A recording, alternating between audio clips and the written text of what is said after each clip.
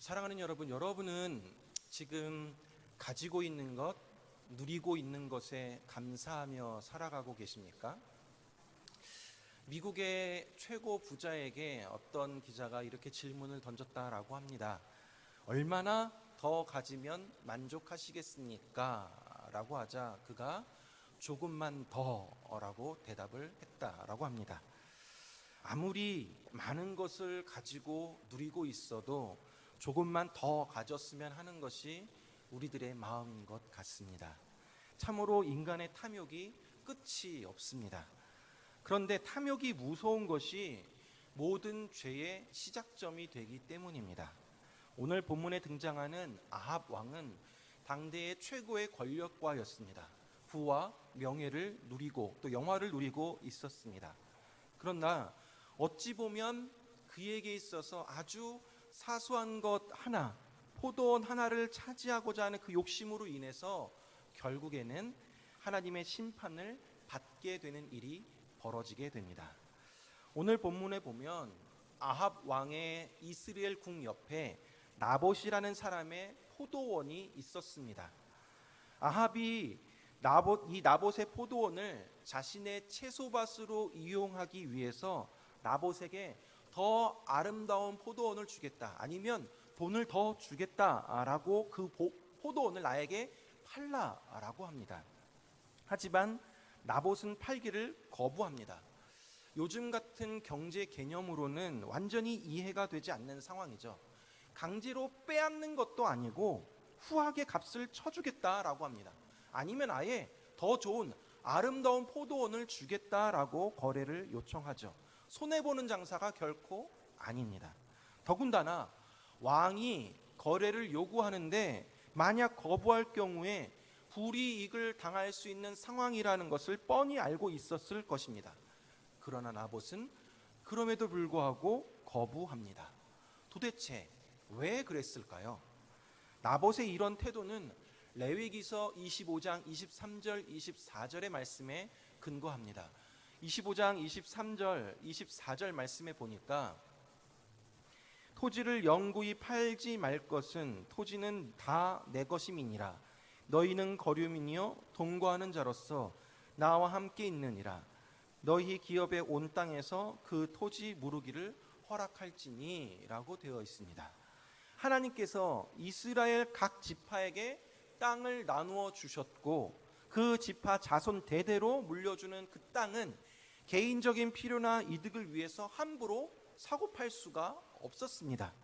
나봇은 조상에게 물려받은 이 토지는 하나님의 것이라고 믿었고 함부로 팔지 말라라는 하나님의 말씀을 지키기 원했던 것입니다.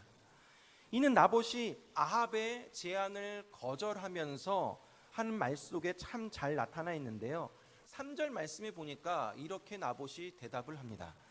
나봇이 아합에게 말하되 내 조상의 유산을 왕에게 주기를 여호와께서 금하실지로다 하니 라고 되어 있습니다. 땅은 하나님께서 빌려주신 것이기 때문에 내 마음대로 사고팔 수 없다라는 것입니다. 참으로 나봇은 하나님의 율법을 성실하게 지켰던 인물입니다. 하나님의 말씀에 따르겠다라는 분명한 믿음의 결단이 그에게 있었습니다. 그래서 현실적인 경제적인 이익이나 아니면 왕이라는 절대 권력의 뜻을 굽히지 않았던 것입니다. 아합은 자신이 아무리 왕이라 할지라도 이 개인의 그 본인이 원하지 않을 경우에는 그것을 억지로 빼앗을 수도 없고 조상 대대로 내려오는 땅을 팔도록 강요할 수 없다는 것을 너무나도 잘 알고 있었습니다. 그러니 나봇이 땅을 팔지 않겠다라는 그 얘기를 들었을 때 왕으로서 이러지도 저러지도 어쩔 수 없는 그런 상황 가운데 그 자리에 들어 누워버렸습니다. 4절 말씀에 보니까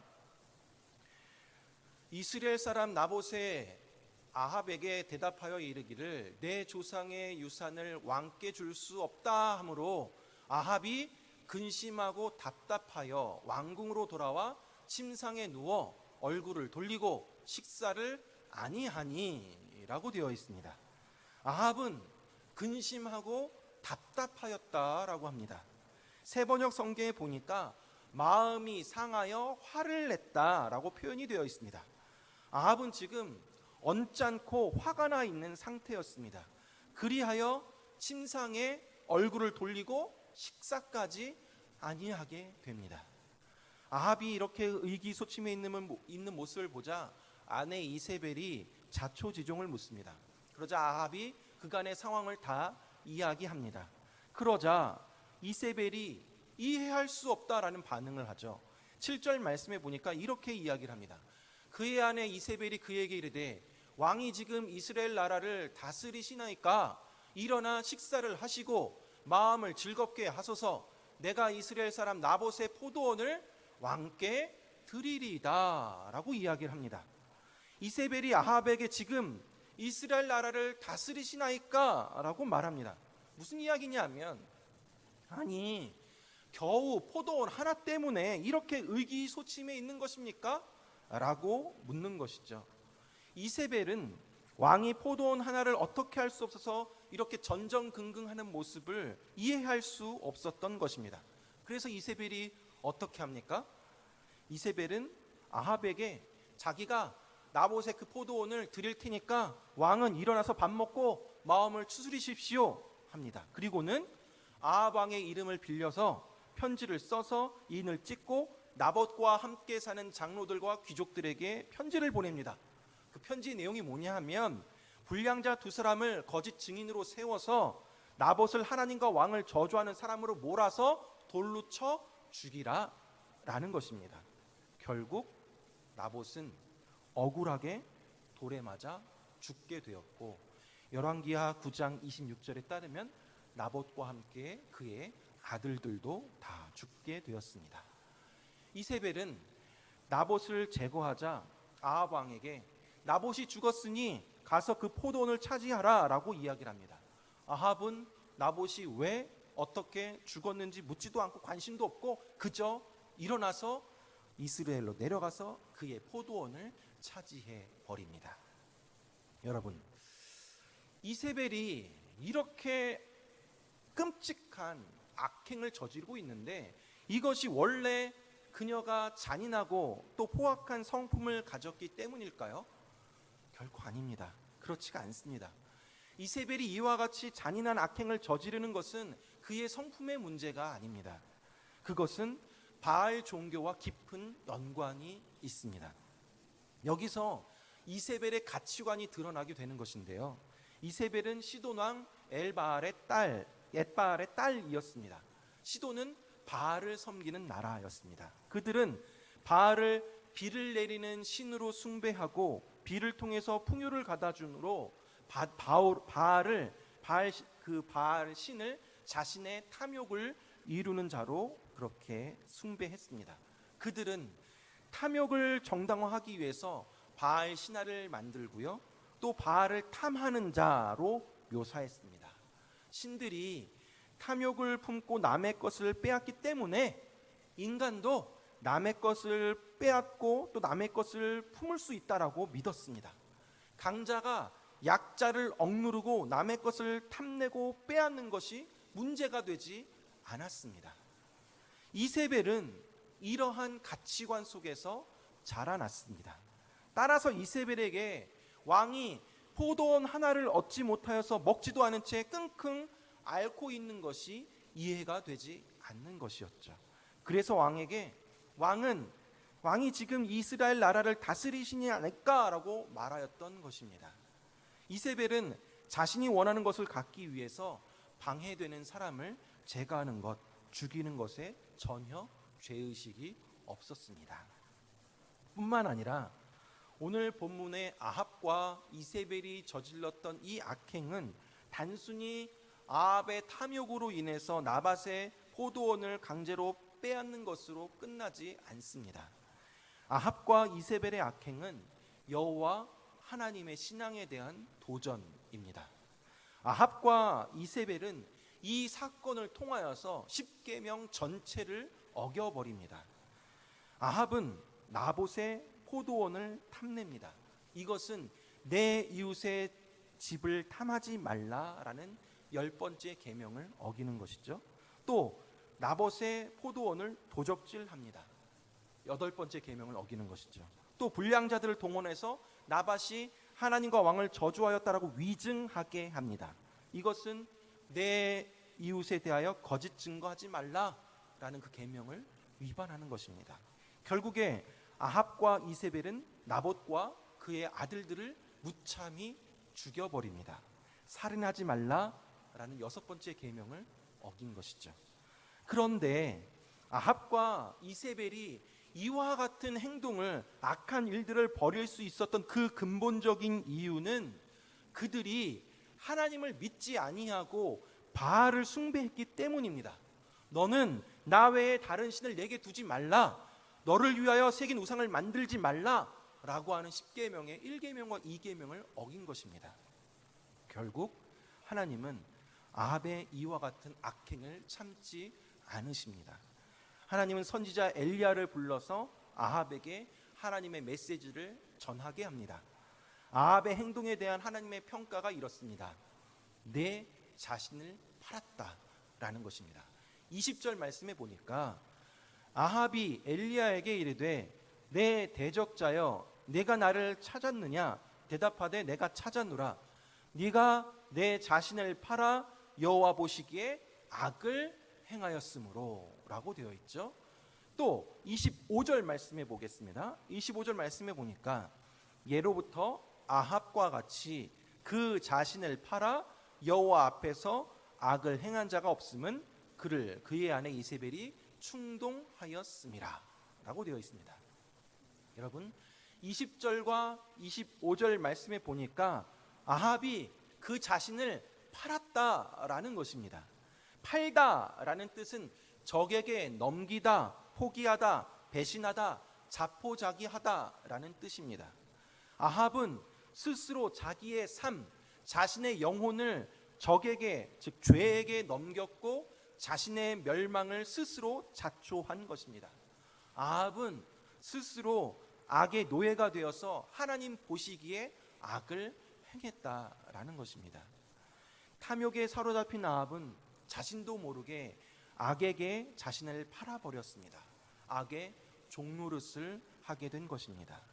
아합이 나봇을 죽이고 그의 포도원을 강제로 빼앗은 것도 큰 죄가 되지만 더 큰 죄는 자신의 영혼을 우상 숭배하게 하였다라는 것입니다. 25절 말씀에 하반절에 보니까 그를 그의 아내 이세벨이 충동하였음이라 라고 되어 있습니다.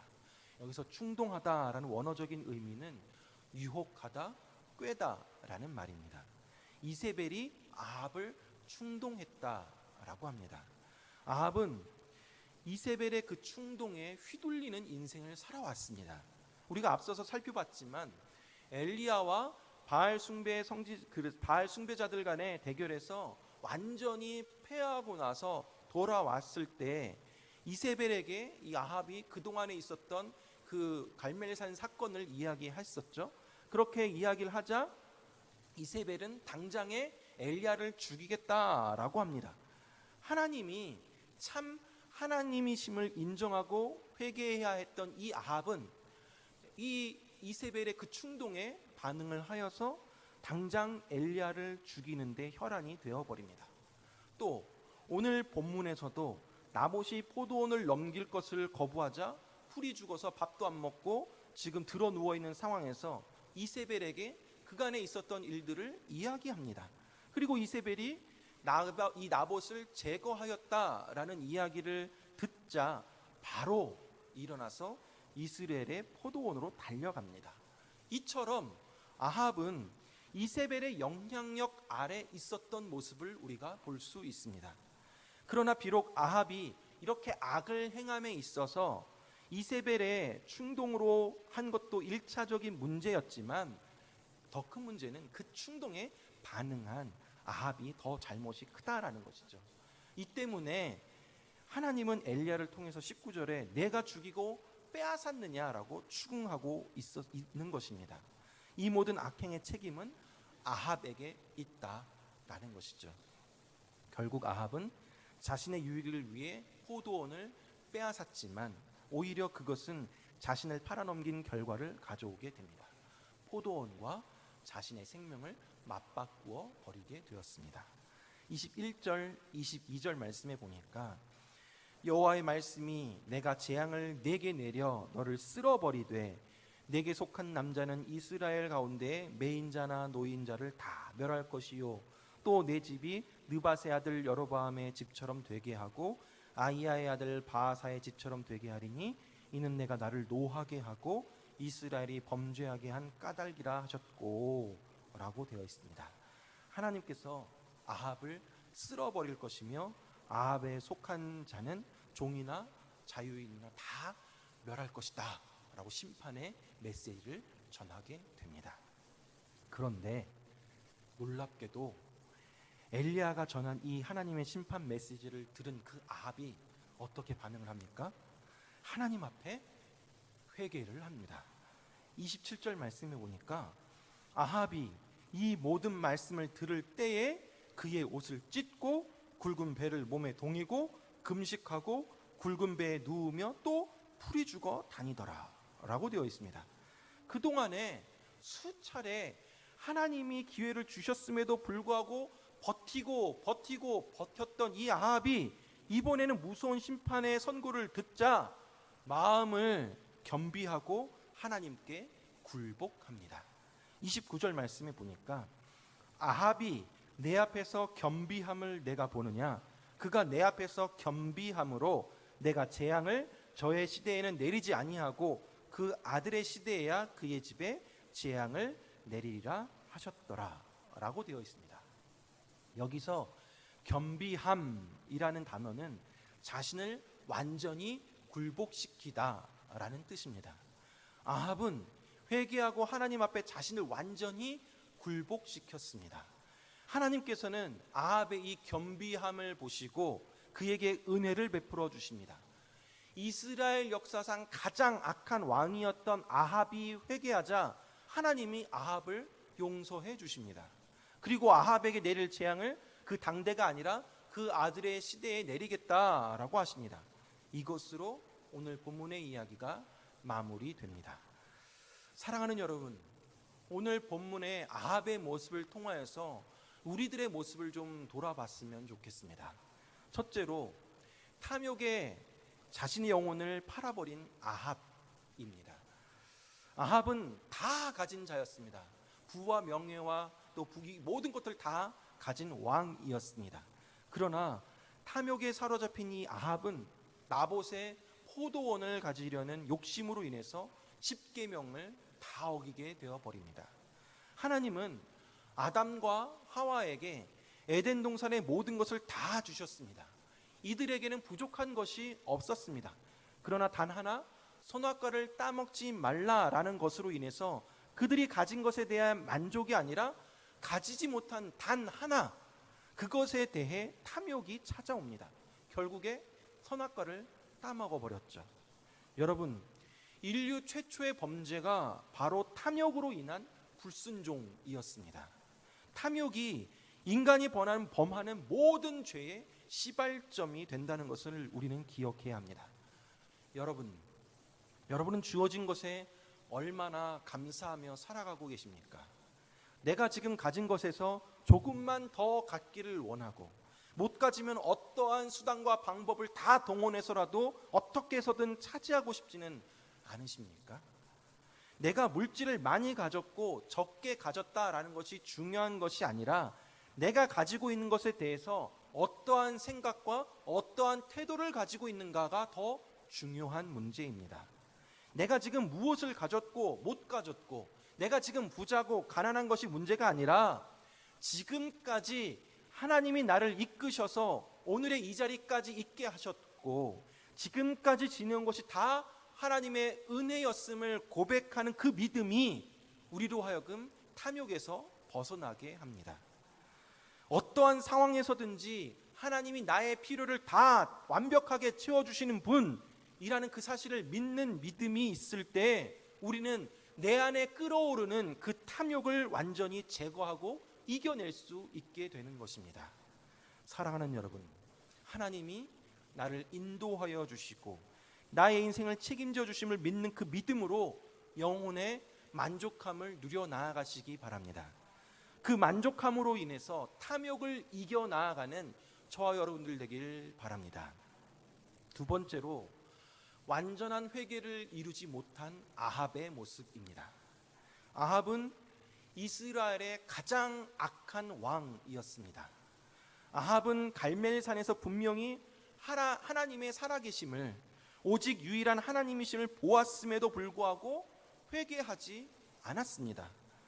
아람과의 싸움에서도 두 번이나 기적 같은 승리를 주셨음에도 불구하고 불순종하여서 이 아합 왕은 베나닷을 살려두었습니다.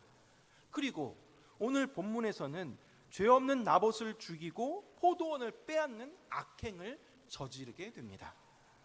어떻게 이러한 아합과 같은 사람이 회개를 한다고 하나님이 그를 칭찬하시고 심판을 유보할 수 있냐라는 말입니다. 왜 하나님이 아합의 회개를 받으시는지, 왜 하나님은 끊임없이 아합이 돌아오도록 그렇게 많은 기회를 주시는지 인간적인 생각으로는 도저히 이해할 수가 없습니다. 하나님의 긍휼이 때로는 공평하지 않다라고 느낄 때도 있습니다. 아니, 공의와 정의의 하나님이 이렇게 마음 약해서 되겠느냐라는 말이죠. 그러나 우리는 하나님의 궁극적인 뜻이 어디 있는지 알아야 합니다. 하나님은 죄인이 징벌받아 멸망하는 것을 기뻐하지 않으십니다. 원하지 않으십니다. 에스겔서 18장 23절 말씀을 보니까 주 여호와의 말씀이니라, 내가 어찌 악인이 죽는 것을 조금인들 기뻐하랴. 그가 돌이켜 그 길에서 떠나 사는 것을 어찌 기뻐하지 아니하겠느냐라고 말씀하십니다. 하나님께서는 비록 악한 죄인이라 할지라도 회개하는 것을 기뻐하십니다. 그러나 아합의 경우 심판이 연기되었을 뿐이지 완전히 면제된 것은 아니다라는 사실을 우리는 기억해야 합니다. 아합은 한순간 회개는 했지만 지속적으로 그 회개에 합당한 열매를 맺지는 못했습니다. 다음 장에서 아합은 하나님의 선지자 미가야의 조언을 거부하고 시드기야를 비롯한 거짓 선지자 400명의 예언을 따라서 아람과의 전쟁에 나갔다가 죽고 맙니다. 따라서 본문에 묘사되는 이 아합의 태도는 진실된 회개라기보다는 임시방편으로 죽음을 모면하기 위한 회개였음을 우리는 볼 수가 있습니다. 참된 회개는 회개의 태도를 넘어서 그 죄를 진짜 버리는 데까지 나아가는 것입니다. 사랑하는 여러분, 아합을 생각하며 하나님의 자비가 부당하다라고 여기지만 그게 저와 여러분들이라고 생각해보면 이야기가 달라집니다. 우리도 아합과 같은 존재들입니다. 우리도 탐욕이 가득하고 나의 이익을 위해서라면 다른 사람 짓밟고서라도 쟁취하고자 합니다. 우리도 살아가면서 얼마나 많은 죄들을 범하는지 알 수가 없습니다. 그럴 때마다 잘못했다고 용서해달라고 그렇게 하나님 앞에 나아가죠. 그런데 또다시 죄짓고 넘어지고 무너집니다. 이러한 패턴을 무한 반복해 나아가는 것이 바로 우리들입니다. 아합이나 우리나 다 하나님의 긍휼과 자비가 필요한 존재들입니다. 하나님의 용서가 필요한 죄인들입니다. 그러나 하나님이 끊임없이 저와 여러분들을 포기하지 않으시고 사랑해 주십니다. 다른 건 필요 없다고, 내가 사랑하는 걸 오직 너뿐이라고, 너를 죄에 빠지지 아니하도록 놓아주지 않겠다라고, 절대 포기 못한다라고, 다시 돌아오라고 말씀하고 계십니다. 주님이 자격 없는 저와 여러분을 그냥 사랑하십니다.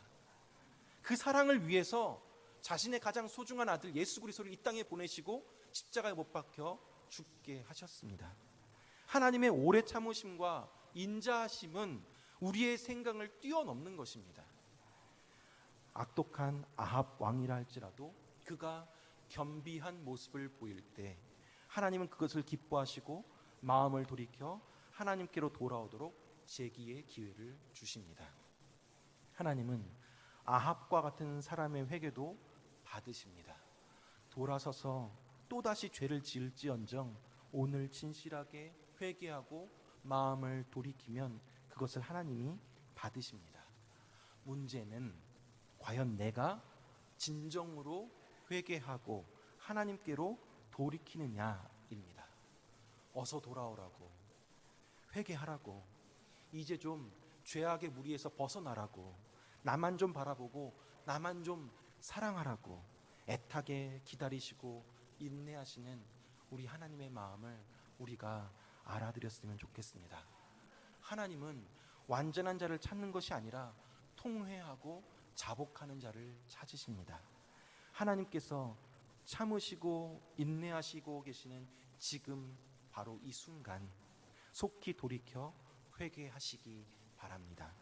공의의 하나님이 반드시 그 행위대로 심판하신다는 사실을 깨달아서 더 늦기 전에 겸비함으로 자신을 완전히 굴복시켜서 주님 앞으로 나아가는 저 여러분들 되길 주님의 이름으로 축원합니다. 기도하겠습니다.